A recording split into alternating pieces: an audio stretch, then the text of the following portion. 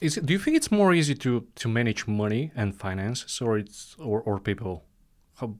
What's the difference there? Obviously, you said something also very interesting in another podcast that I was listening.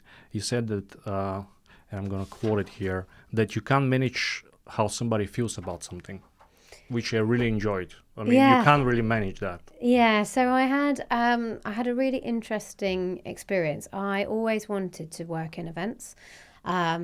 And I think what I was referring to previously was working for an events company. And I always thought that I wanted to give people a good time and make sure everybody was happy and make sure everybody was fun. And I tend to naturally take that role of group organizer with friendship groups, particularly in my family.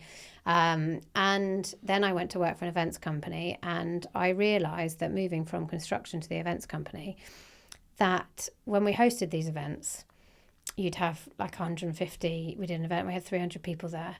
And, we thought the event was running perfectly. Like there was, it was great food, there was great entertainment, which was our view of great. But then some people didn't enjoy it. And you can't control what they like, what they don't like, which I found really interesting, is that you can't control how somebody's going to react to it. You can create an environment as much as you can that you want it to be good and satisfactory, but you can't expect people to always respond in the way you'd expect it. And that was I totally agree with that. Yeah, I stopped watching podcasts now. I'm not watching any podcasts, and my biggest worry is I was watching a lot of podcasts.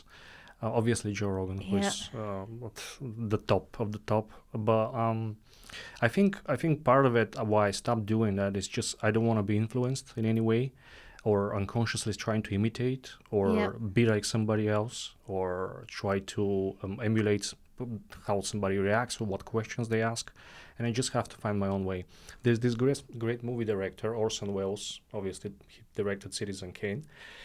And he was talking about the movies and cinema in general, that when you approach the cinema, you have to approach it like Adam and Eve in the Garden of Eden, very innocently, like without any other baggage behind you, like books, movies that you've watched, because they form you in a way and you're losing your freedom.